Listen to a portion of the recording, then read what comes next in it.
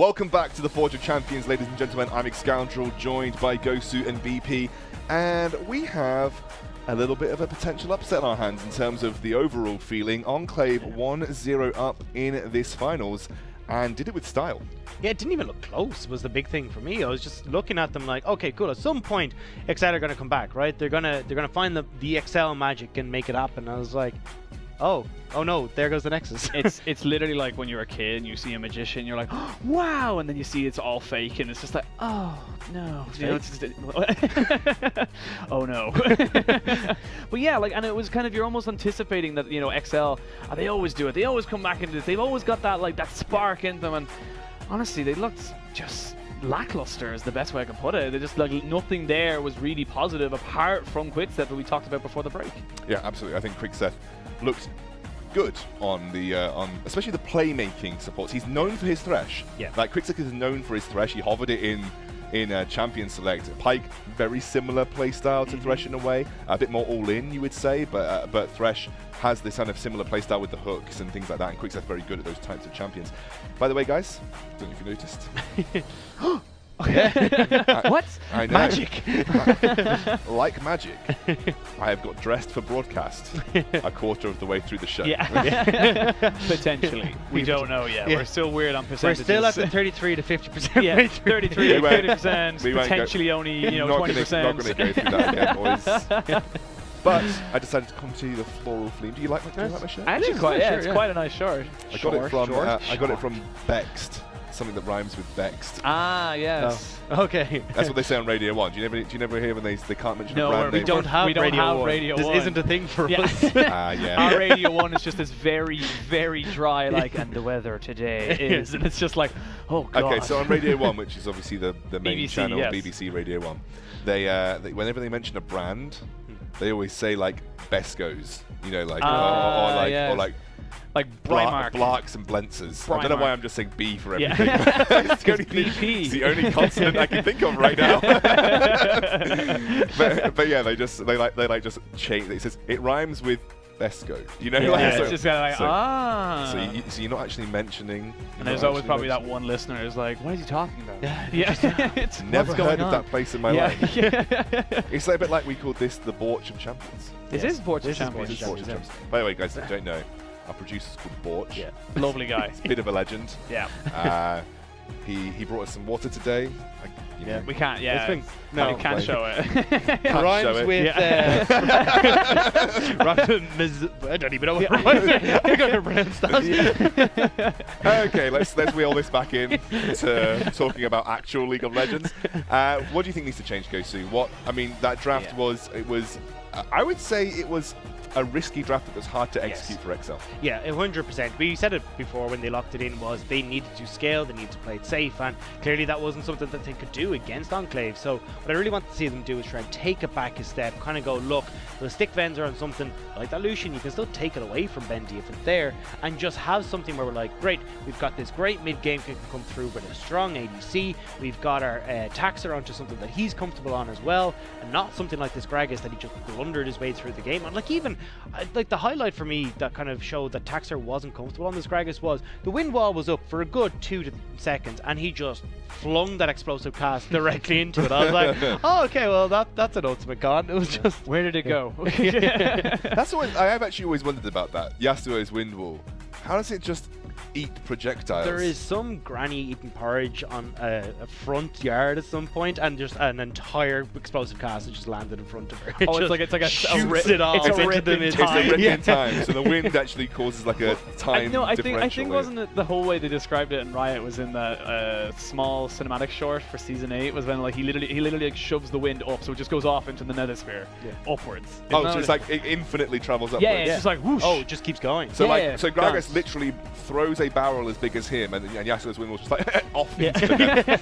Did you not watch, like, you know, Avatar, you know, The Legend of Aang? The airbending, man. I did watch Avatar, The Legend of Aang. Yeah, can airbend anything. Is that why then the movie though? Oh no. No one watched. No one. That didn't happen.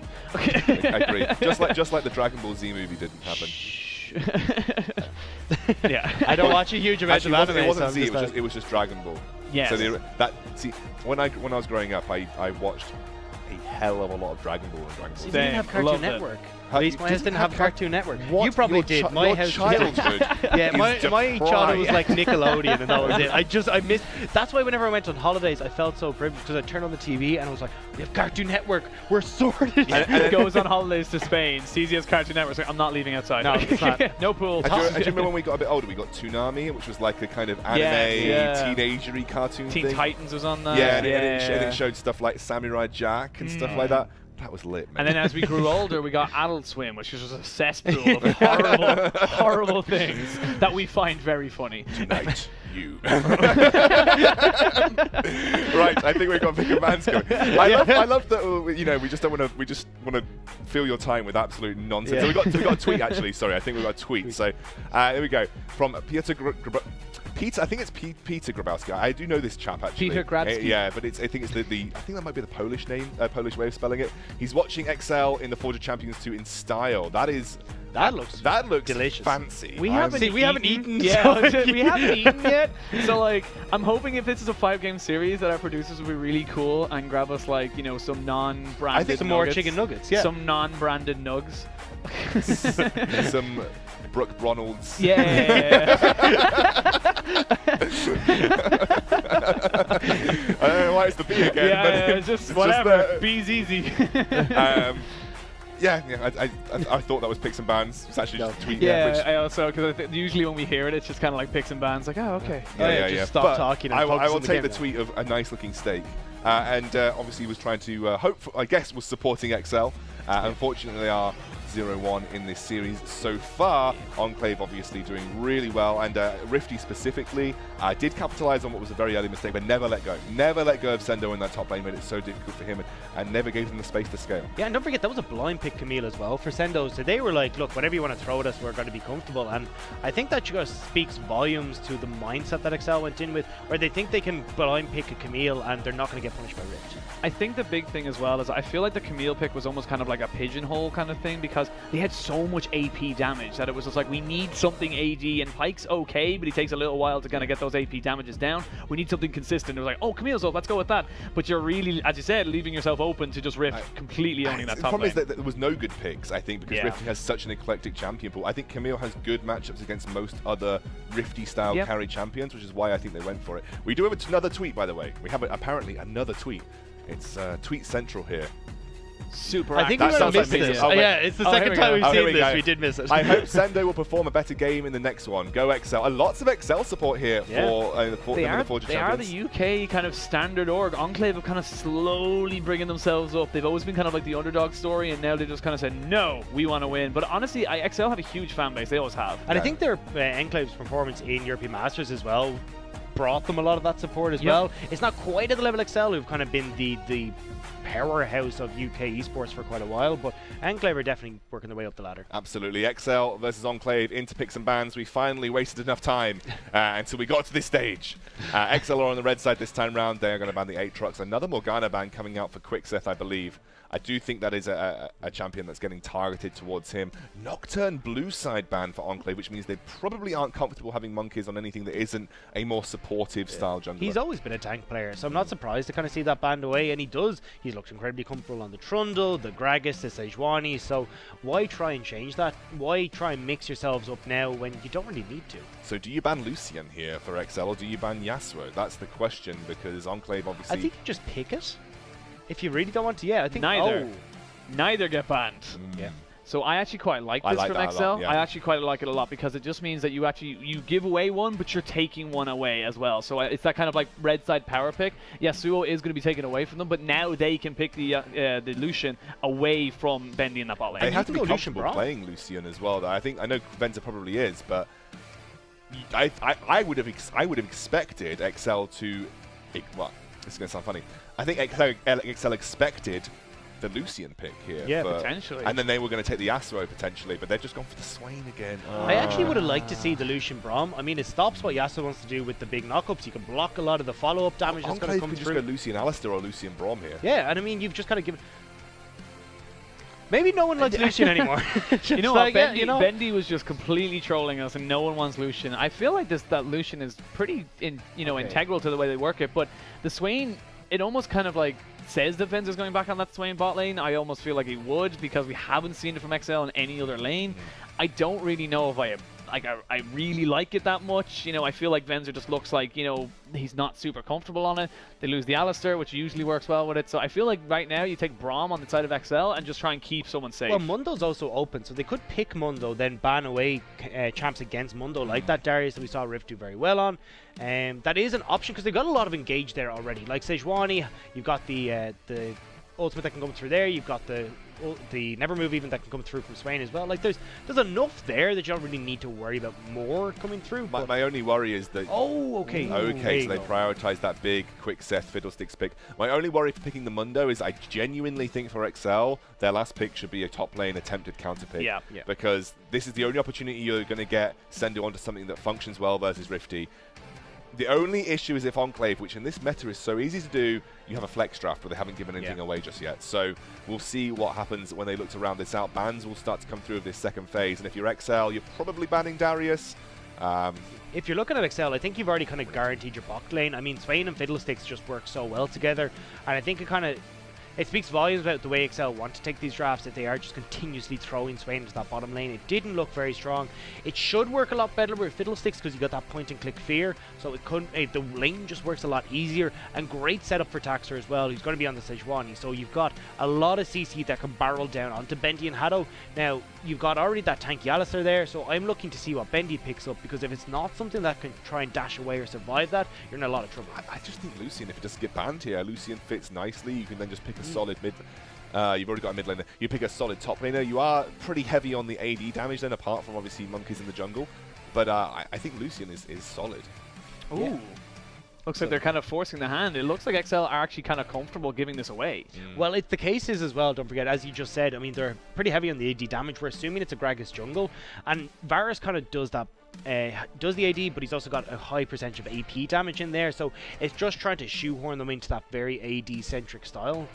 So if you're giving the Lucian away, you got a great spike, but it's going to be pretty hard later on to get through the likes of Sejuani, Swain, and whatever. I mean, you could see another tank going up towards Sendo. Could even be something like a Shen could go up that direction as well. Yeah, Shen is up and available, so that is there. The Darius ban comes through, making me feel that Enclave likely want to put Rifty onto something that is a safe top laner that otherwise would do poorly against the And that's going to be a Swain mid.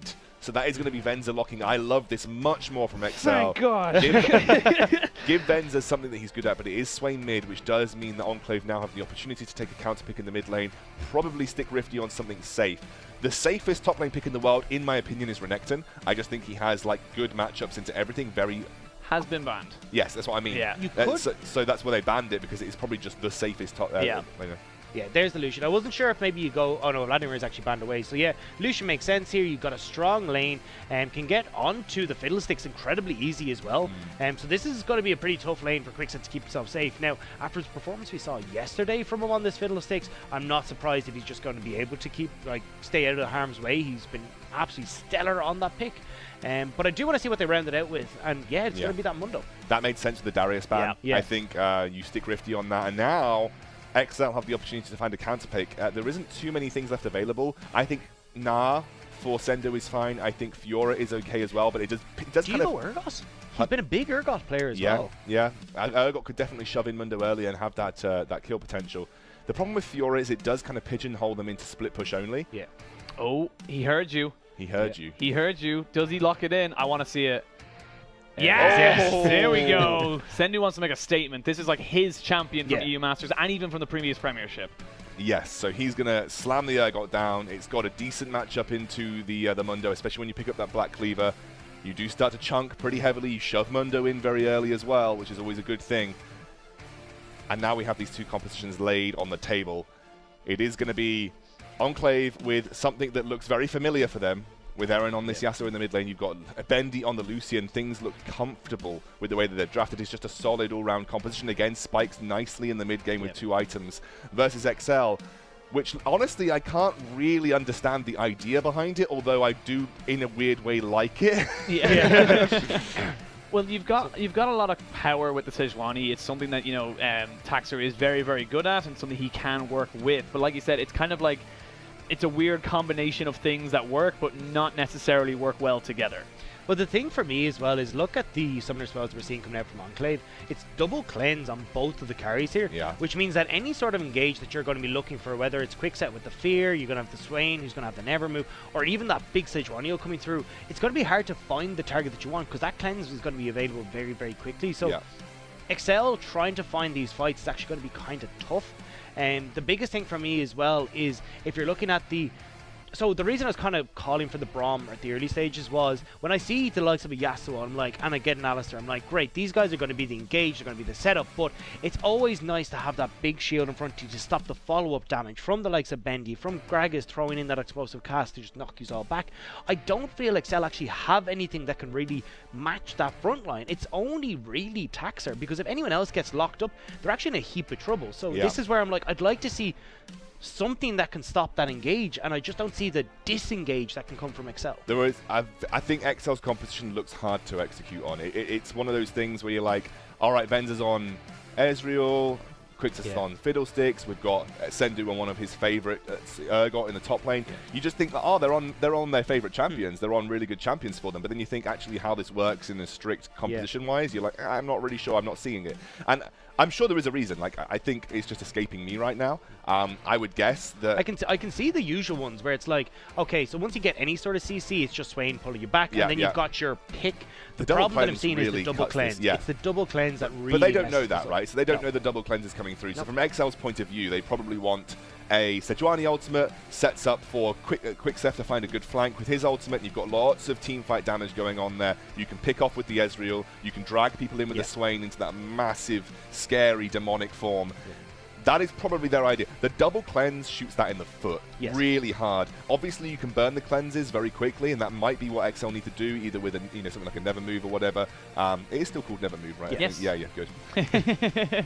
Something like a Never move, so you try and burn it early on, and then use the Sejuani ultimate. If you use the Sejuani ultimate and they have cleanse up, I think you lose what makes your team composition work in this teamfight situation. And even trying to get the engage for Excel down is going to be very tough, because Quickset wants to be using that ultimate to get in, and so does Rippy wants to make sure he's in the midst of everyone to try and make that work.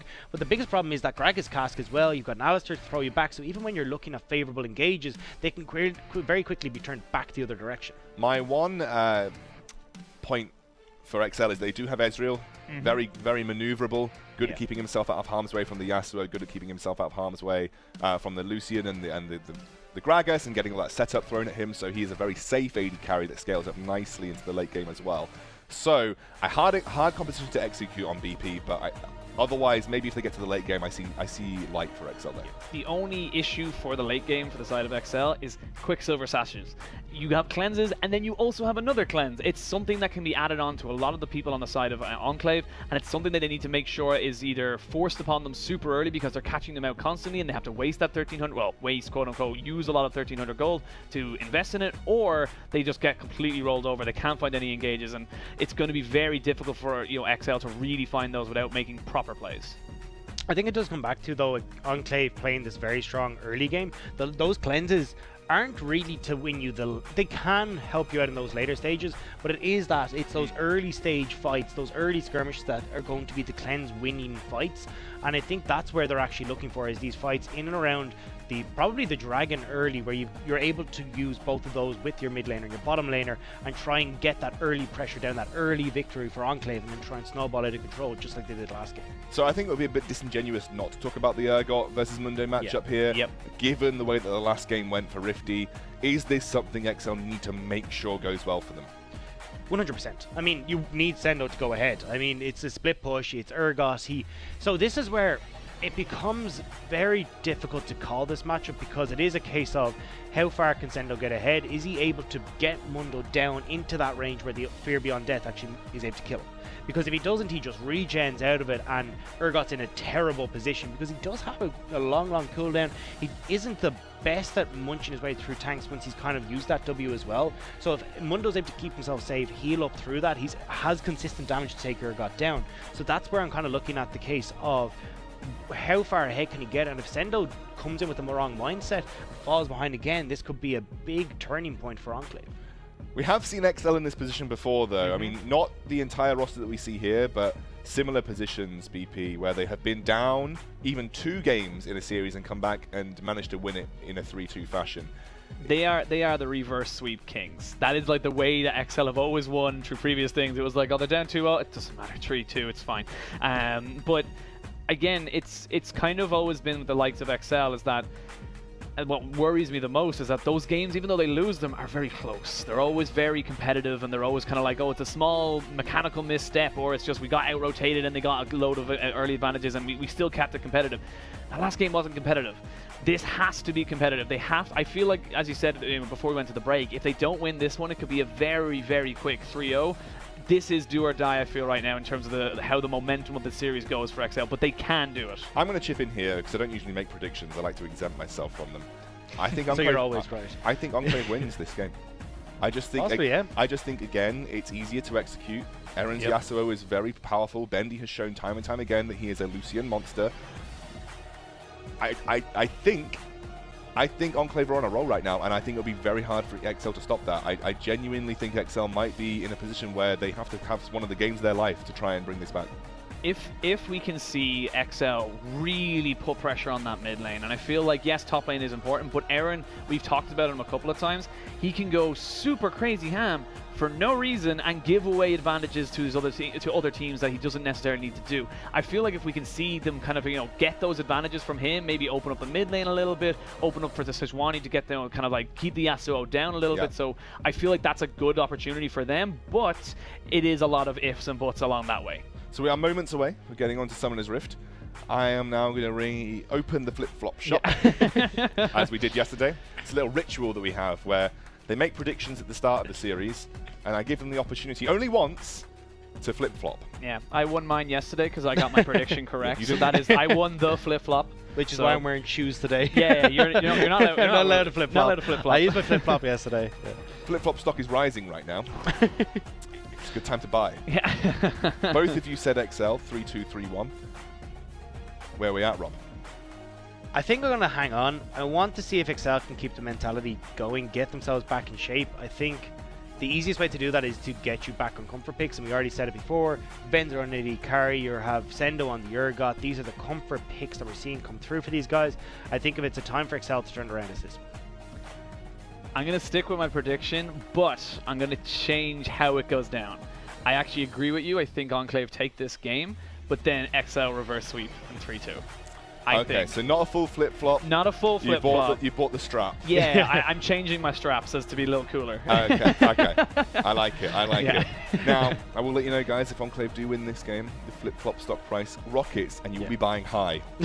that equals like food for him. It's not a good time to buy stock when it's Can we put this in terms of how many nuggets that is? That's a full 25. It's a full 25 nuggets. Right here. I think I'd rather just be wrong. By the way, guys, Spain is pretty awesome. If you go to Brook Bronald's, they do 25 nuggets. Yeah, that's ridiculous. And they do this so sweet, it's like sweet tomato sauce. It's much better than ketchup, like so much better. Unbelievable. I didn't actually get it. I need to live here. And the nuggets just taste better. They taste almost fresher. I don't know. It was really weird. I really enjoyed it. We went home with food babies yesterday. Yeah, there was a lot. We actually went on an adventure because our local back Bonald's was closed. What's a back Bonald's? I don't know. I'm trying to come up with a random word. You're just using B, the same as me. You got it in my head. I think there might be a slight delay in game, by the way, guys, hence why we're not there yet, and we've resorted to talking absolute rubbish again. But how dare you? The nuggets are good here. So if you ever want to go on a nugget experience across Europe, and I thoroughly recommend that you do, because I think it's a genuine, incredible experience. That's an excuse to road trip. Can you I want to see a vlog I would actually love if anyone has nuggets right now, use hashtag Forge of Champions 2. I would love that. Tweet at us because I want to see how many people are having nuggets. Forget Nugs for Carter, that fake hashtag viral thing that Wendy's made. Nugs for Forge of Champions. Yeah. You guys have got nuggets. We want to know. Yeah. But I tell you what, Barcelona nuggets are the best nuggets I've ever had. Also, cover up any logos on your nuggets because we won't be. Oh no, we can't show it on the stream. No, just show just no show branding, the nugget. just the nugget, like the nugget. You know, I feel like, or even just the inside of the box or whatever you have. I mean, I'm a bit of a nugget connoisseur. You're also a bit of a tapas Yeah, connoisseur. You're a bit of a connoisseur of a lot of things. I'm an eclectic man. I have an eclectic Nuggets, tapas, I mean, they go hand in hand. I have an eclectic taste of things, and nuggets and tapas happen to be two of those things. I also like food, so. But I'm telling you, the nuggets that I've had here in Spain They are the best, fantastic. The best nuggets I also I've have. ever They had. were very, very good. The sauces were Have pretty you had good. nuggets in Berlin? Yes. How are they like? Like the problem with Berlin is that everything closes at like 10 p.m. So when you're finished up, you're like, oh man, you know, just finished up at a bar like 11:30, 12 o'clock, and everything is closed. It's just ridiculous. What are nuggets like in Dublin? All right, actually. Yeah, Not bad. they're Yeah, fine. they're fine. They're All good- right, so they're we're good. just They're not we're Barcelona we're nuggets, but ranking. they're all We're right, ranking. Sort What of, about the UK? yeah. Yeah. Do they Just meh. change in what city you go to, though? I'd say no. Most of the UK nuggets are pretty mediocre. But I mean, the only nuggets I'm now comparing them to is Barcelona nuggets, Yeah, which that's which are clearly that's top of God's the which table, are like, clearly God's gift to Yeah. the nugget world. Yeah. They are 100% incredible. Agree.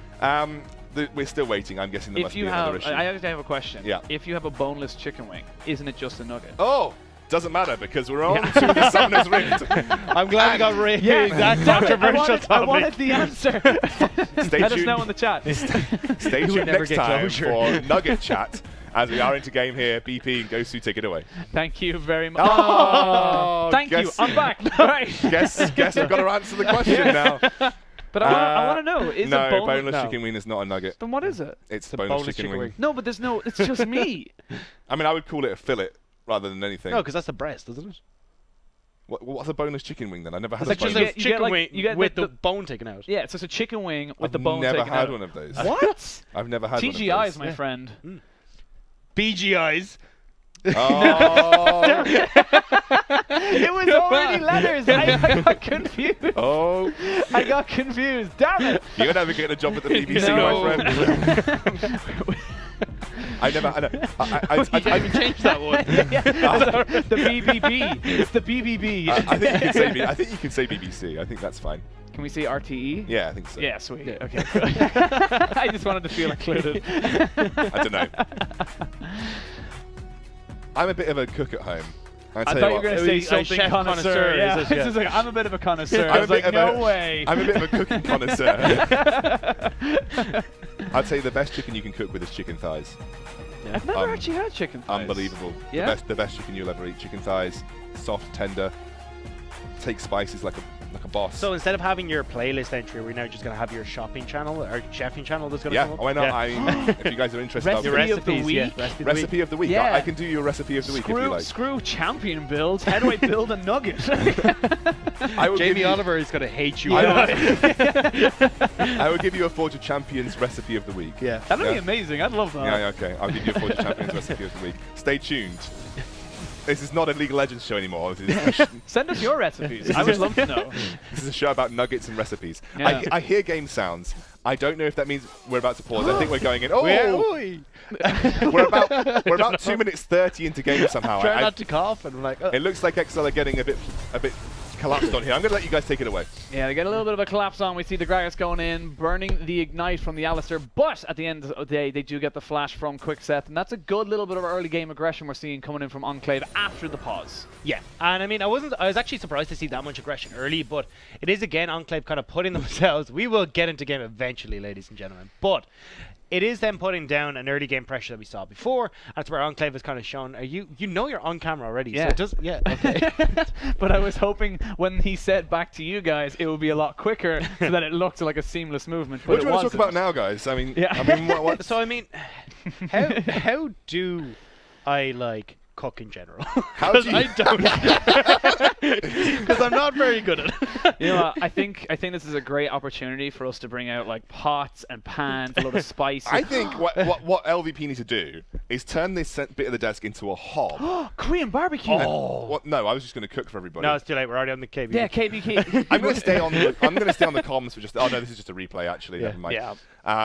Yeah. That's not Korean barbecue. We can talk about that. And we later. could talk about that later. They almost became I will Korean give barbecue. They almost became. Yeah. Fiddlesticks just managed to flash out. There was a really nice combo of CC there. Blah blah blah blah blah. XL didn't lose too much. Let's get back to cooking. I will tell you what. The way I started, Rob, is I got these pre-made or preset. You mean microwavable meals? No, that's not because I can do that one. No, you get these companies. I'm not going to name any. I'm not even going to use a. Oh, I think I know the ones you're talking about. Yeah, and they send you ingredients in quantities and then a recipe. Oh yeah. And that kind of ignited my love for cooking because it's so easy. The worst part of cooking for me was shopping for the ingredients, and I'd always waste the ingredients. Yeah. Like I would just waste. Do you like duck? Production's now involved Production as wants well. that. Production needs to know. I do like duck. I'm a What big duck part? fan. I don't. Oh, that's thanks, and a production. frog legs. That would go nice with a bit of hoisin European sauce. masters, European a bit cuisine. of Auchine sauce. That'd Hey. go. I can't work out if we are in game right now. We're just waiting to see if there's a pause. I think they are letting it play to see if there is another pause, so we don't just keep swapping them back. Oh, we're But back we again. are back in the game. Hey. Now we see the bot lane from Enclave pushing in nice and early. And it's not really going to be much else really happening right now. Good gank from Monkeys, but he needs to follow that up with something else. Yeah.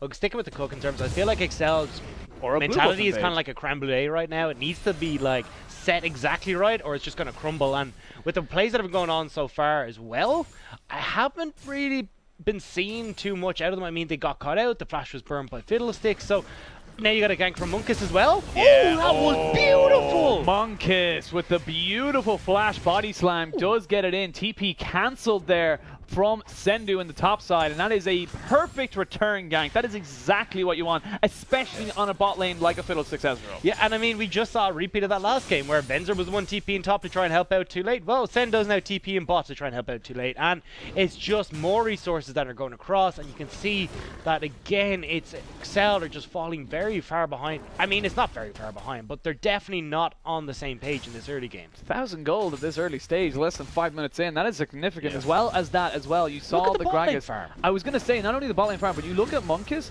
he took the blue buff as well. We'll have a quick replay and see exactly how this all was came beautiful. down. This was just beautiful by Monkus. I mean, just being able to body slam and flash over the minion line as well, directly onto both of them was just like... Actually, I don't know if he connected with both, but being Didn't able to hit connect Venzer, Quickset, did not hit Venzer, but 100% hit Quickset. It was just absolutely fantastic. But, I mean, shout out to Monkus. He's been absolutely phenomenal this entire series so far.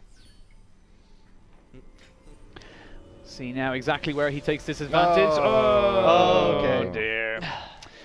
Well, so what's your take on creme brulee? Are you a creme brulee connoisseur? I've never had creme brulee. I don't actually like creme brulee that much. Really? Yeah, What's your favorite dessert? Like if you were like, you know, you could have anything you wanted and it was like a meal for whatever, what would your favorite dessert be? Like you could just, it didn't matter who was cooking it. That's a really tough question. I know, right? I like a lot of desserts. I'm actually more of a savory guy than I am a dessert guy. I'll be saying. I love sweet things. Like massive, like death by chocolate fudge cake. I'm a big chocolate guy. Like I will eat chocolate. anything chocolate based. I don't know. Do you know what's really plain? I just really like sorbet. I just have a massive soft sorbet. It's not flashy. It's not fancy. Just put sorbet. Sorbet's kind of it's kind of the fancy ice cream though. Yeah, but I mean I prefer it to ice cream. Yeah, because it's fancy. And Well, you're no, fancy. well, yeah. Yeah. Look at that shirt. Come on. Yeah, it's beautiful. You're fabulous. This is where you undo a button now. It's already Immediately I already call it Vegas style. Yeah. It's already a bit Vegas style going on here. And there's not much we could talk about with the game. Really. No, I honestly. We've got a tweet. Apparently, there's an I'm going to get the production to repeat that. Someone's internet is not working. Yeah, the internet's gone, so they're going to remake the game. Is that what we heard? The house the itself. XL Gaming House is not working. So the XL Gaming House has lost internet apparently, and no, that's it's a bit just of an not issue. working. Oh, the house is just not working. The house is just shut down. I think we'll need to make sure that we figure out what's going on there. I think 100%. If they're still having issues, obviously there's nothing that Enclave can do about it. I don't know what the rules are for timings when it comes to games, because I think you're only allowed a certain amount of pause. I think it's 15 minutes each. Yeah, well, it's 15 minutes, and then I think you start to lose a ban, then you get to half hour, and it's just depends on the rule set, but I think that is standard. But we'll see how it all kind of stuff. But that's the kind of risk you take with everyone literally being in the same house. I love how we're just analysing that is the risk that you take when you have a gaming house and the internet goes out. You don't lose one member. It's not just a 4v5. It's a 5v5. 5v0. I actually think gaming houses are very bad. I agree. I think you should separate work from personal. I think you should have an office, a gaming office, and then everyone goes off to their own little path afterwards, and you have a set time. I think gaming house creates a bit of a negative mindset, I feel, towards I agree. gaming. I actually think you should have training facilities. Correct. Yeah. And then you should have people who live just normal by them with their parents or whatever. Or exactly. Together. Well, I always find it kind of interesting when you see those kind of like, you know, especially in NA and stuff like that, where the gaming houses kind of became huge and stuff like that. Is that like you don't really have your own personal space, and you're kind of seeing these people every day, and you know it's. You're gonna clash at some point, at some, you know, even over silly little things. So I think it's kind of a hard environment. But if you make it more of a work environment, like you say, like training facility that you're going out and you're going out to these places, it can help a little bit better. And I think that's. I think it would also help solidify routines for gamers as well, because exactly. I think one of the major issues that gamers have, and it's because their routine goes from like 11 a.m. till like 2 a.m. and I mean, people have different prime times. There is a theory in psychological work environments called prime time, which means that you individually have a time at which you work better. It's people's argument against waking up early, basically. I personally think it was invented to make sure people didn't want to wake up early. But people have prime times where they work their best, right? So, you know, people may argue that, well, gamers have a prime time in the evening. It's easy to schedule scrims in the evening, whatever. I suppose that's the case, especially when you've got part-time players who have jobs during the regular day. So I think what you will find with gamers is that because of their schedule, gaming houses just make more sense, because having a training facility where it might close at a certain time is difficult. But I agree. I think for the future of gaming, and I think the future in gaming in general, training facilities where gamers leave their house, they travel to it, hopefully not too far, they then have a strict work environment where it is scrims, meetings, the works, and then at whatever set time they go home. Exactly. That's what and if you want to play solo queue after that, go ahead. That is your decision. But I do think that it is that kind of thing of like, you know, even look at kind of say like NFL or, you know, NBA or something like that, where there is franchising and the players have to move to the city, but they go to and from their training every single day. They don't stay in the same stadium all the time, you know, that kind of way. So I do think it's kind of hopefully within the future, when a little bit more investment comes in, as the mainstream media starts to throw an eye onto us every, you know, more and more, we will start to see that develop. Because it's been the most positive. I don't think it's a bad thing, because there's negative towards every single aspect of everything. You look at football, it's negative because, you know, it's either this person's doing this or that person do that. You'll always have negative press towards that kind of thing. And I think in terms of getting esports to be accepted, we have to just accept that's just how it is. We're back to in-game, so there we go. Lifetime show with Scoundrel Ghost and BP is over, and hopefully the XL internet holds out. Come on, XL. You've a lot of fans writing on this. Keep your internet going. But we are back into game, ladies and gentlemen. Thank you so much for sticking with us during these trying and testing times. We try to keep it as interesting as possible. I think we need a theme song. I think that's what we need to come up with. I don't know if we can do that. I think we're kind of putting ourselves a little bit under time pressure. But coming into 5.5 minutes into the game, 6 minutes in, what do you feel like is the next move for Enclave? Because Monkez seems to be on fire right now, and I feel like that's the strength that they need to push with. Well, it's same with Bendy. I mean, I think you just continue to make plays around this bot side of the map. Mundo isn't going to give you a huge amount of pressure on the top side, which is why you're seeing right now Taxer making his way up towards there, alongside Rippy, because that's the part of the map they're strongest on. Bendy is the strongest player on the side of Enclave right now, so they should be trying to make plays down that way, maybe pick up an easy Cloud Drake for themselves. Yeah, not a great trade there from Hado, though. He definitely took the negative part of that, took a lot of things, and that's the kind of thing I wanted to pick up with you as well. Aftershock on Fiddle Sticks, why is it so strong? Well, it's because he gets so much resistances. Like, Fiddle is just such a squishy champion, and having that little bit of extra safety there because the Aftershock is very nice. You're never really going to be in range to really proc it, so then you get the damage. It's just because you need that bit of extra survivability in lane. So it's handy in that respect, and particularly when you've got Hado, who's on this Alistair, who wants to just be diving in on top of you with Bendy. If you didn't have that available, you'd end up in a very bad situation. And Bendy doing pretty well right now, has found himself in a 20 CS gold lead, or 20 CS gold lead, 20 CS lead. Will hopefully, if you're an XL fan, be turned into a 15. One of those 5 minions crash into the turret. On the top side, though, it is, as we expected, the Urgot doing the early pressure, doing Urgot things, but Mundo has hit level 6, so he's not actually in a bad situation. Yeah, he's trying to go for the kills, level 7 to level 6.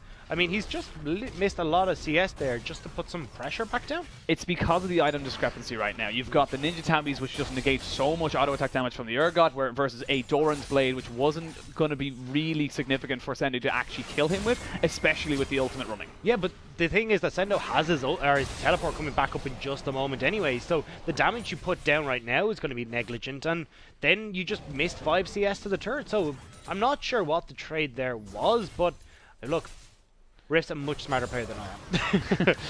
Arguably. We don't know that yet. You haven't seen my top lane. It's not. It's not. You didn't say top lane player. You just said player.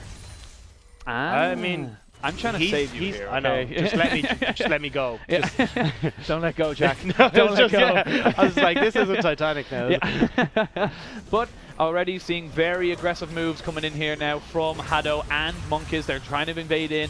Bendy trying to get a lot of damage down as well with, I think, actually TP invested. That is actually going to be the TP coming in from Swain, I do believe. Yes, he comes in, forcing the flash and the cleanse away from the Yasuo. Oh. True Shot Barrage comes in. They're not able to pick up anything else, and overall, just a trade of summoners. That was very close for Monkiz, though, because he managed to body slam over the wall.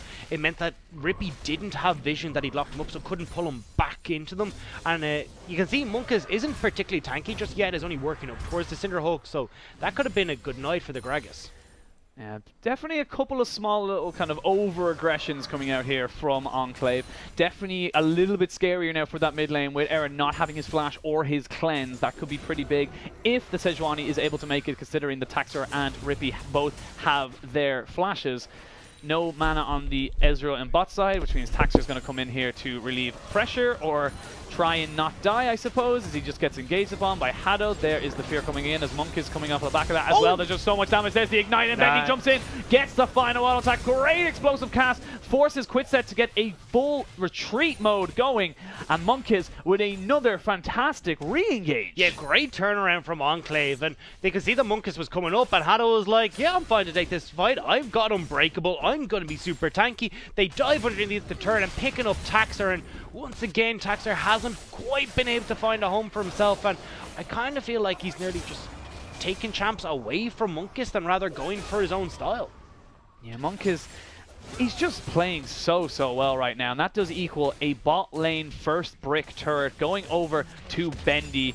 Huge amount of gold in that bot lane now, and let's have a look at the replay. Yeah, you can see they know that Monkiz is coming up, so when Taxer arrives up, look how forward Bendy's playing right now. He's just looking to bait them in, and once they see Hado going forward, they're like, okay, something's going on here, we need to back out, but it's too late. Taxer's committed that bit too far. Great flash forward from Bendy, and I don't know why they were trying to make the play as well when Benzer didn't have any mana left. You called it right before that fight kicked off, and I was like, okay, maybe Taxer's coming in to just help clear out the wave so that he can back up with, since the teleport was down, but he went far too over aggressive trying to shove back Bendy and Hado and didn't respect that they had no vision on where Monkiz was. And that's the big thing we've talked about pretty much all week in terms of the semifinals and the finals, is vision. It's information. You might not know, or you might see that the Monkiz isn't topside, but you know that if he's not topside, he's got to be bot side. And that information is something that I feel like XL especially have kind of like negated to actually go for. But how can they have that information at all right now? Like, if I'm looking at this vision right now, I mean, they've got defensive wards, sure, in the bottom side red jungle. They've got a defensive ward in Tribush, but that's pretty much their vision. I mean, yeah, you can see Rippy maybe moving in to go and get some, but I think it's actually just get this fight going. Yeah, get the fight going. They get the double lockup, and Monkiz steps forward too far, gets punished, and that could be a kill and a turret traded for the top lane turret. They have got Sendu in that mid lane, making sure that Yasuo cannot push off, but again, great little move there from XL. This is the XL we know when they're a little bit behind, they do actually make some plays. Yeah, well, this is the thing. They did make the play, they got the kill, but they're just trading turrets, so overall, when it comes down to it, it's still 2 turrets for 1 in favor of Enclave, so it's not the worst in the world, and they're not really going to miss losing out on a Cloud Drake. It's, yes, it'd be nice to have, but if they lose this mid lane turret, that could mean a lot more. Yeah, They might lose this one, so there's a top lane turret traded for the bot lane one. They get a lot of damage down onto this mid lane one. Monkiz gets never moved and pulled back by the Swain passive. They do have to disengage though. They have got a couple of small, you know, kind of blinking health bars. Not blinking, but very close to dying if they get caught out. Yeah, and I think this is where you're going to be looking at, with Excel backing here, Enclave should just be rushing straight toward this Rift Herald. They can pick that up. It's an easy way of taking down that last mid turret, and now we're just looking at rinse and repeat from last game, where Excel, yes, you've got those 1 or 2 moments where they've been looking well, but have been falling behind to Enclave. At least this time, Sendo isn't 0-3, 0-4, and it looks like they might be able to bring this one back into their favor. They're only 1.5k goal behind right now. Yeah, exactly, and that's the thing that I was going to kind of touch on very quickly, is that there's not a huge amount of goal discrepancy right now. You still have a lot of avenues to come back into this. Quickset needs to be so careful, blown to pieces as everybody just jumps in on top of him. Going to use the blast cone to get Bendy back in on top of this Rift Herald. They know it's going down, and there's not really a lot the side of XL can do about it. No, they really can't. And I mean, you can just see how quickly Quickset gets blown up if he is caught out in situations like that. So you kind of need to be going in with Taxer there just to make sure you've got that little bit of safety alongside you. So maybe you can get out in those scenarios instead of just being blown to smithereens by Bendy, Aaron, and Hado. They might try and catch out Rift. They are trying. They do miss the Sejuani Glacial Prison. They are trying to push onto him, but that Executioner's calling into fear beyond death. And they are able to pick up a pretty, honestly, easy kill. Yeah, I'm not sure what Rift was doing. He was just kind of caught in no man's land, trying to transition from bot lane, I think, up towards the mid lane. And ends up costing his team just a death. I mean, they're not really going to be too worried about the Cloud Drake that's coming through. It's not like XL scale incredibly well with all of this extra movement speed. And Quickset, yes, it's kind of nice for him so he can get into the fights, and yes, Rifty, but it's not the end of the world overall. Yeah, so we see now Rifty being put into the other Rifty, as I like to say. Rifty put into the mid lane, does take down that last outer turret like you were talking about, open up the map a little bit more. But this isn't an impossible lead for the side of XL. They're only 2 turrets down, a kill. Yes, they've got a Cloud Drake, which they probably would have preferred something like an Infernal or a Mountain, but nonetheless, they still have that late game insurance if we do get to Elder Drakes. And they still have Sendo, who's very far ahead of Rift right now. He's up, what, 30 CS nearly for that top lane. He's also got the kill in his back pocket as well. That Execution Calling has come out very early too. So Sendo's actually in a good spot this time around if they do want to try and push him down in towards that split push position. So overall, and even if you look at it, they still got some standing gold on the map as well. They still got the 2 outer turrets. This mid lane turret should fall very soon. So this 1.5k gold lead can be shortened very, very quickly with just a fight or even a few of these turrets going over in their favor. I have to see now XL definitely feeling and looking a little bit more confident, looking like the XL we're used to seeing and kind of making moves in reaction as well as being proactive as well. So the fact that that kill led into a dragon, led into kind of, you know, defense in the mid lane, you know, it's those kind of things that we're looking for, and we talk about it a lot in the sense of like, yes, a kill is fantastic, but you need to turn it into something else, and it's good to see them doing that. Yeah, we'll have to see if this can continue though, and that's the big question, because as we kind of look towards the scaling that's going to be coming through for both these guys, you're looking at, you know, Bendy has that Blade of the Rune King completed, working up towards that Black Cleaver as well. You're going to be looking at the Infinity Edge, I'm assuming, coming through for Aaron as well. So these are kind of the items that you're looking to for Enclave to hit before they can go for those super aggressive plays. Because Fenzer wants to try and get up to that Triforce, bit of an expensive item to try and hit, and you're going to be looking to see if maybe a Zonya's or at least some sort of second item, maybe even a Merlonomicon for Rippy as well to try and deal with Rift in these team fights, but at least something to get to those stages. But they're a little bit of a way off just yet, so Enclave still have just item breakpoints in their favor right now. Yeah, Black Cleaver has been finished though, as we talk about items for Sendo, so he's in again another very strong position if he goes up against the Mundo, but you would imagine the Mundo doesn't really have any kind of need to be going aggressive unless he knows the rest of his team are coming with him. As we look now, Rod of Ages stacking as well for Rippy in that mid lane, Manamune now stacking as well for the Ezreal as well, so see exactly where they want to push this. Bork has been finished off for Bendy. Blade of the Rune King, very important towards his item build. Monk is trying to get those flanks off, and we talked about this a lot in terms of flanking and vision control and stuff like that, but flanks are so important, especially when you're looking to just try and maintain a lead.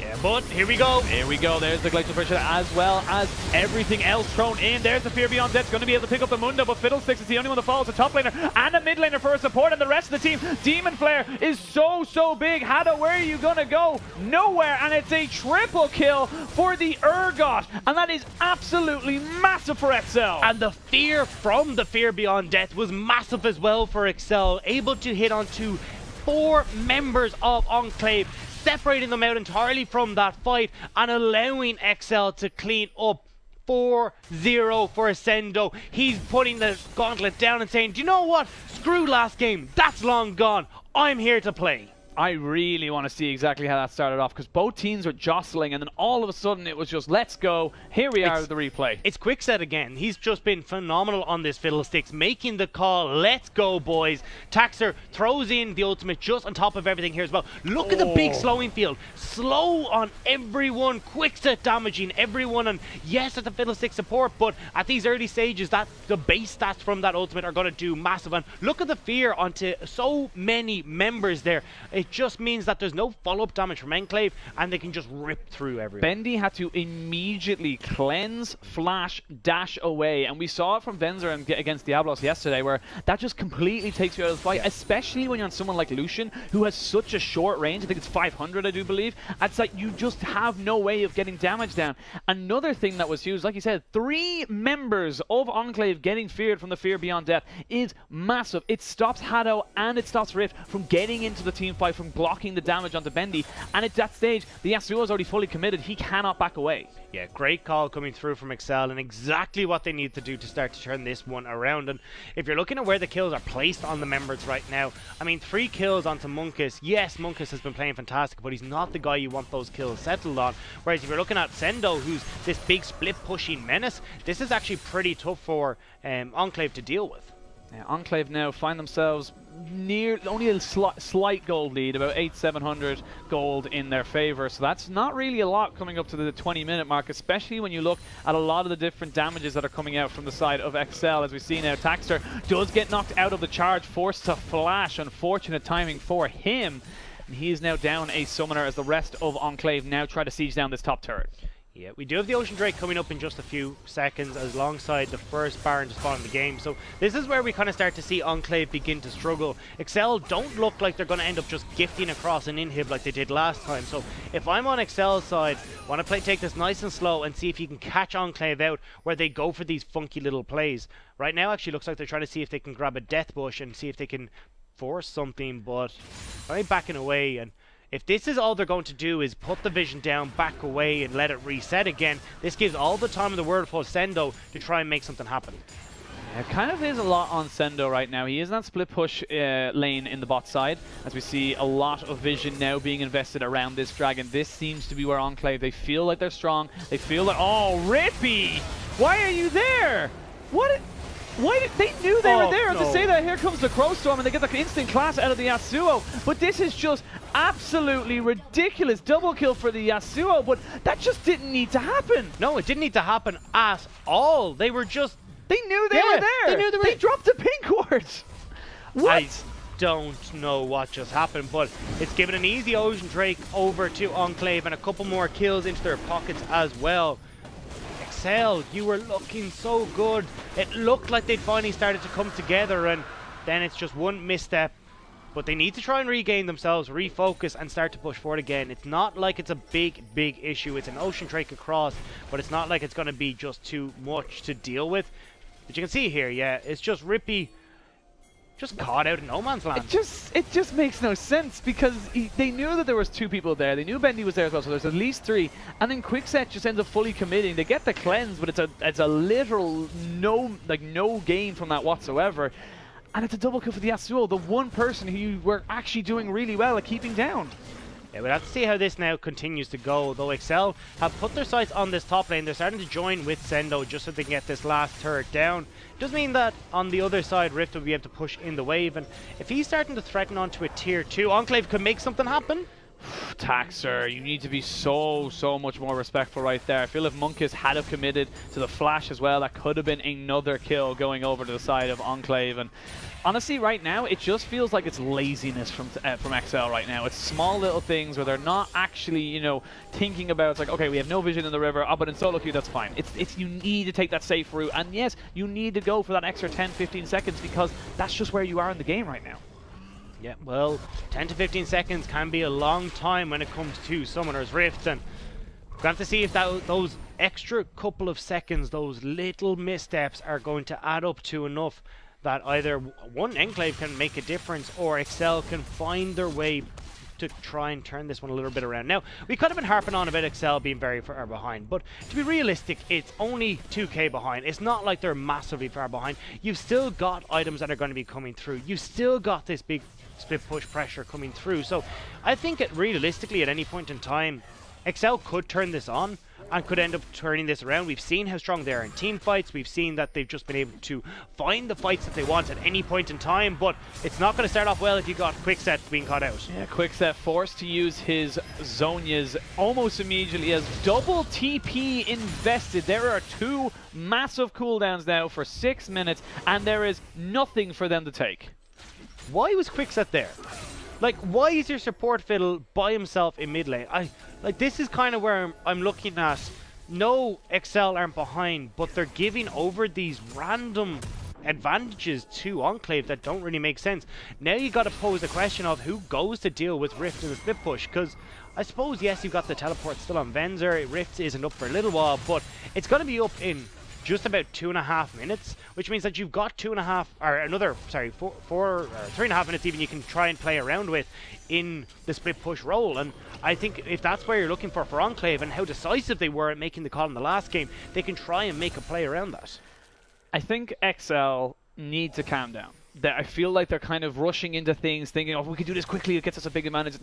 They're low percentage plays, you know, that kind of way. So it needs to just kind of, everyone just needs to kind of take a deep breath, take 2 minutes before the TP for Mundo comes up, literally, and just try and, there's no major objectives, there's no way either team's going to go for Baron. Let's just try and farm up, get an item or a half item onto us, make sure we're a little bit of a better situation. So this is where I'm posing the question. XL have managed to get themselves turned in towards this Baron, but you can see the rest of Enclave actually have a fast track down towards Mundo if they really want to go for it. So this is where you have to make the call. You don't burn through that Baron very quickly if you don't have Sendo with you. So you've just kind of lost mid-priority here, and I'm waiting to see how Enclave want to play this out. Do they just return to try and get vision control, or do they try and push in and get something more aggressive like a tower? See now as Rift finds Sendo. Sendo has a lot of damage, as does Rift though, in fairness, so they just kind of trade equally enough, back away, nothing too crazy to go on there. You would obviously expect the Urgot to win in an extended exchange due to the Executioner's calling, being able to nullify pretty much a lot of his healing on its ult.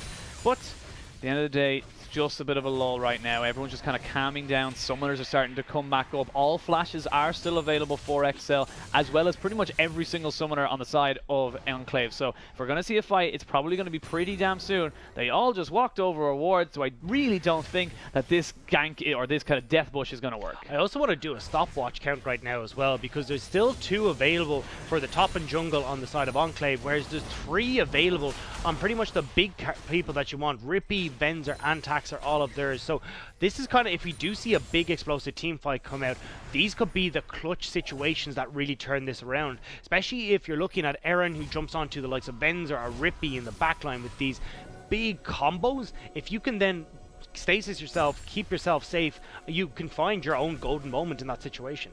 Yeah, everyone, I think, apart from Sendu on the top side, literally has a way of going golden. So they can find an extended fight. Obviously, Fiddlesticks with the Zhonya's huge item for him, being able to go into this. But we're having a look at Enclave right now, because Enclave are doing what they need to do right now. They've got 2 kills onto the Yasuo. They've got nearly 3 items onto the Lucian as well. Decent tankiness from their Mundo as well as from their Gragas. They're in a good spot. Yeah, but the thing again is that we're kind of seeing this stall. Enclave aren't making the aggressive plays, and they're the kind of ones that we put in the driver's seat right now. They're the ones that have been able to get the vision control, but once again, they've let it lull. They haven't been able to keep up aggressive posting essentially in that jungle towards the barn. So it means that time and time again we're just kind of seeing these resources go in, they're being let go, and they're not gaining anything for it. So as this starts to stall out, you're kind of giving Excel those opportunities and the chances to find the pick that they want in the jungle as you go in for the ward control, the chance to catch out like something like Haddle there as you've got your Yasuo back in base, or Bendy. Bendy does get caught, has the Fear Beyond that on top of him, so they're just trying to get him a little bit lower. They will get him and they will kill him. That is a huge invested on top of XL, but they get their man. Rift forced to flash after his TP away. That could be the Baron. That is a big mistake coming through from Enclave. Bendy should have been nowhere near anyone who could have caught him out, and that was exactly what I was saying, where they end up giving up control around this Baron area. Taxer comes out, now they got to go in blind. Oh, they're going to try going blind. There is the Scryer's Orb trying to get some little bit of damage, but there's the ultimate coming in from Quickset. Now they're trying to turn it on top this is very of the split. Gragas. This is incredibly split. You have the Taxer and Fiddlesticks up in the front line. Now they're trying to put onto this. I feel like almost the fact that Yasuo was so far behind, they could have just gone for Baron. See, this is the problem. They don't take it incredibly fast. Yes, they got Sendo there who can help out, but it's kind of going to be a toss-up and ends up in this 50-50 smite scenario, and with the advantage XL just got... Oh, Sendu in the wrong place at the wrong time. Has got GA, so will be able to resurrect himself, but nobody from the side of XL there to help him. And that is just an easy kill picked up there from Enclave, and that's just plain lazy. Yeah, and well, it's not plain. He was trying to go down to the bottom lane to clear out that wave before he backed to pick up an extra item. Could have finished off, sorry, one there, but this is what I mean. Like Bendy, you can see several members there trying to make their way in. You've seen Taxer a mile away, and he just thinks he's too safe with that cleanse and ends up giving across too much. And this is where it should have been the moment for XL. They should have been able to make something happen. They should have tried to turn... But the big issue is that they've already committed a huge amount of ults. You can see that, you know, Sendo used the Fear Beyond Death.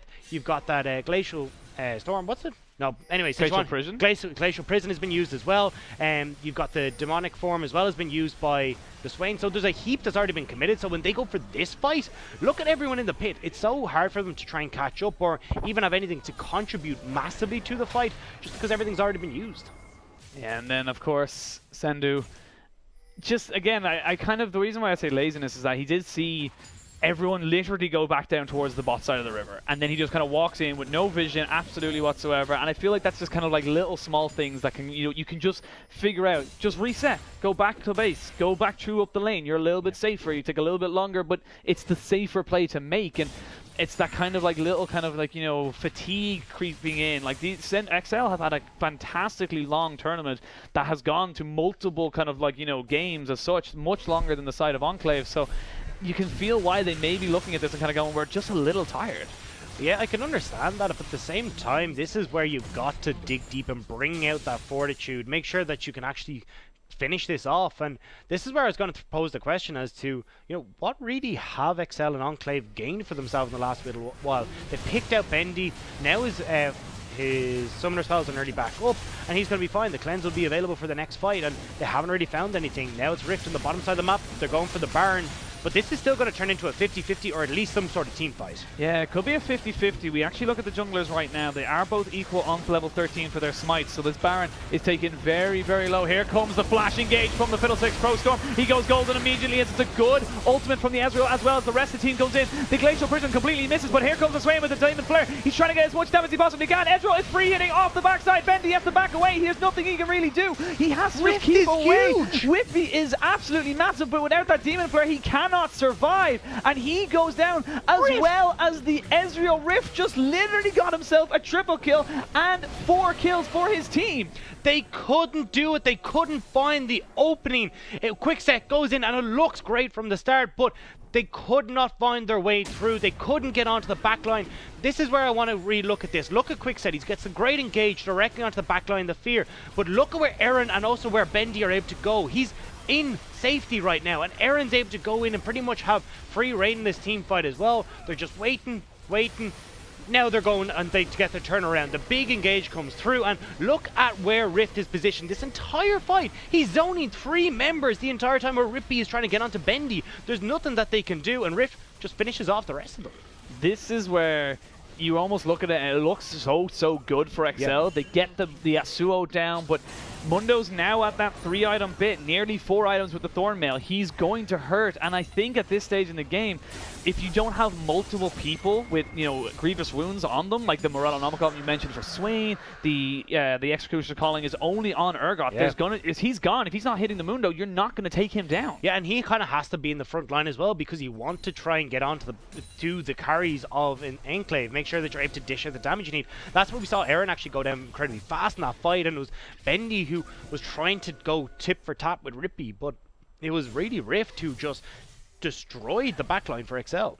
Yeah, really, really was. And XL, they got to reevaluate those plans. They got to reevaluate how they approach these fights, because still, as of this moment, the only person who has any way of stopping this Mundo from doing as he pleases is the Urgot, and Sendu has the only Executioner's Calling. I feel like right now they need to get something else there, like anything. Yeah, and I don't like the build that's coming through from Rippy. He's still not going up towards that Morellonomicon, and you saw how hard it was.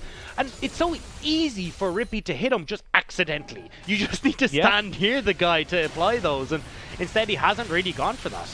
He really, really hasn't. As we see the Baron coming in now, this could be do or die for XL. They're trying to just take this down as quickly as they can. Rift has got teleport available. He is down the bot side. He takes that turret. He's going to keep going. As you said, it's a very, very slow Baron. Now XL try to turn the fight. They are just waiting for this Mundo to keep going in. They do catch on to the Alistair, but he's so tanky. 3-man knock-up, and that is the last breath for the side of XL as Enclave are ripping through them. As I say that though, it's a double kill going over to Yasuo. Rippy, you have damage but not enough. It's a 5-for-1 ace, and Enclave most likely are going to take the game.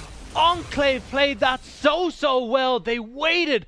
Hado held on forever to that combo until he could find just the right one. And I like the call from Bendy as well. Aaron's taking care of multiple members. Benzer, Bendy are on each other straight away, and Bendy going tit for tat. The duel is on, and he comes out on top as well. Enclave come out huge in that team fight. Is absolutely massive. They get an inhibitor. They won't be able to end the game just yet, but they will get themselves 2 inhibitor turrets at the very least, along with that inhibitor. And Enclave back in the driver's seat. We're going to see them have a 10,000 or just under 10,000 gold lead, and it's just XL. You talked about how the Baron was taken so low for them, and as I say that though, we're actually going to see them TPing in. They're actually going to go for the Baron again, I think. This is a very, very interesting call. Actually a fantastically brave call, because everyone on the side of Enclave is disengaged. If everyone on Enclave stayed, they could have ended the game. And now it looks like it's going to be a free Baron, but it looks like Enclave have sniffed this out. 4,000 health, 3,000 health. It is too late. They are maybe going to go look for the engage afterwards. There's the engage. Oh, he stole it! He stole the Baron! Oh Bendy! My God, Taxer! You, my friend, are... Oh, no. Bendy, he goes down, but he is a hero. He's a martyr. He is going to set his team up. Enclave are going to take the game. How did this smite not happen? Optic, you need to sign him back up. That was insane. Bendy comes out, but here's the fight. Here is the fight, as everything's going to go into crap right now for Enclave as they completely get destroyed. But there's no debuff healing. There is a debuff healing for Rifty. Rifty, honestly, if he survives this, can end the game. He's just waiting to try and find out where Venzer is. Venzer is so low. Venzer needs to get back there. The creeps are huge. Rifty still has his ultimate, or it's not his ultimate, his Baron Bolt. There's too many to deal with. Enclave are going to win. Yeah, there's nothing that they can do, and there goes the Nexus. Enclave have taken out XL.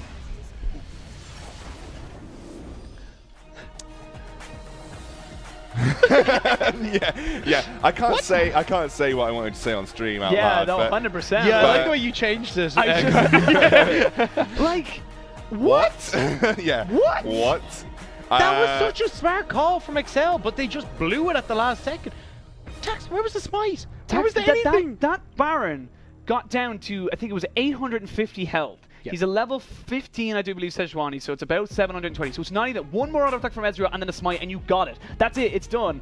And I just want to see the replay right now. We are telling our producers, but I just want to know exactly what happened. Not quite yet, but holy crap, it was an incredibly smart call. I thought it was their literal, like, their last chance. This was it. For me, it was desperation call. It was. It was a smart desperation call. But it was the highest percentage play that they could possibly go. Let's take a look at that again, because this was a brave move from XL. Heavy teleports in there. I mean, Enclave knew what happened, but how? How does this happen? Is it the culling? I think it is, yeah. I think he gets them just on the edge, but I think he does go in here because Haddo goes in, knocks up ultimate members, and Bendy just goes first. Because you can see here it comes, and then double dash, 837, 460, 131. It's a basic attack. It's a basic attack. He steals it with a basic attack. And this was the thing. If there was any vision control for Enclave in that area, they just go for the base. They just go for the end because you can't get back. It's 8 seconds recall. You can't finish the Baron fast enough with the team comp that they have, and Enclave can just win. So XL, it was a great call to go for this. It was incredibly risky, and it had nearly paid off, but what the hell happened to that smite? I mean, I'm not going to be on it. I'm going to be honest, rather. Rifty became a problem for XL. Yeah. Again. Yes. For the game. Rifty became a problem for XL because no one on XL's roster kills Rifty. But they had options. They could have gone for Executioners. They could have gone for Morellos, and they just... No, it's not even that. It's not even that. Like, it's consistent damage. Urgot beats him in lane, right? Yeah. When it gets team fights, Ezreal doesn't kill Mundo, Swain doesn't kill Mundo, and Urgot in the late game falls off and does not kill Mundo. Yeah. None of them kill Mundo. Well, we even saw it just in that team fight there. Everyone from Enclave died, but because no one can kill Mundo, Mundo just kind of goes, okay, cool. I'm done. Like this, I do not die. Even if Venzer gets back to the base there's no way in hell he's able to stop the Mundo, especially not with the amount of creeps he has going here. But it's just, you know, XL showed moments of brilliance, and yes, the Baron was a well-calculated desperation Baron, but I have to put that one on to Taxer. He missed the smite, and there's no other way you can put it. It's like, it's a basic attack. If he got outsmited, whatever, that's fine. If he gets completely knocked out of the pit by the Alistair, okay, he just missed the smite. To be fair, they still lost the fight after, so it was still going to end up in the same situation. But I just don't know what's happening with XL, and once again, we've seen that they're like, okay, cool, we'll lock in the Camille. The first game, Sendo's going to just carry on Camille. Doesn't matter what Rift does. Then we end up going, okay, no, that didn't work out. We're going to have Rift go for it. But I want to talk about this team fight specifically, because this is where you see that Mundo single-handedly zones away the entirety of the XL damage. Oh yeah. This is the big engage. I mean, the cleanses really put XL's composition in the grinder. There's so many times you saw Lucian cleanse out of the Sejuani ultimate, the Fiddlesticks combo, as you did to the Yasuo. Look at Rifty now. Yeah. Start zoning Taxa, start zoning Venza. Neither of them are even tickling the Mundo, whilst the Swain is left a 2v1 versus Monkeys, and he'd already used his burst damage, didn't really have the damage necessary to take him out, and I mean, Rifty single-handedly won it. That's what I was going to say. Rift was so smart in that particular team fight because he doesn't focus the backline straight away. He focuses Sendu because he knows that he is the only person who can debuff his healing. He knows that as soon as that Executioner's calling's down, no one can touch him. He'll just heal straight back up, and there was no one there that was even if that game goes on anher 10 minutes who can kill him. Even with Executioner's calling, difficult to kill Mundo. Yeah, 100%. And that single one versus 3 zone that he had versus I think it was Venzer, Taxa, and Rippy. He single-handedly, no, Rippy was by himself with the Lucian. He single-handedly zoned them out. This was the big combo that Haddo went for, the massive 3-man knock-up, and obviously got a huge ultimate in. I think great follow-up by Monkeys. Yeah, I think Monkeys actually set the Yasuo up there, so it wasn't actually Haddo, but Haddo set up Monkeys to set him up. And watch Bendy on the top side. He just flashes straight onto Venzer and is like, look, the rest of the guys have this fight on the bottom side. I'm just going to take care of the Ezreal. And once there's no damage that can come through from him onto the rest of the team, but they can't actually finish off members, and Enclave just walk out a 1-for-4 fight, or 1-for-5 even fight, where it's just been so close up until that point. The draft was just so easy to execute on there. I said it before the game, I thought Enclave would win this because their draft was just easier to execute on. And XL, I think, need to simplify things. I think they're trying to be too fancy. I think they're trying too many things, and they should try and bring it back down to an easy to execute composition. That was a hard composition to execute on. It relied very much on Sendo having a consistent lead over Rifty and using that to his advantage. Came to a team fight scenario, you're looking at Enclave every day of the week. Now, we are going to go to a very quick break. When we're back, we will be going into the 3rd game of this series. Will it be the last? Stick around to find out.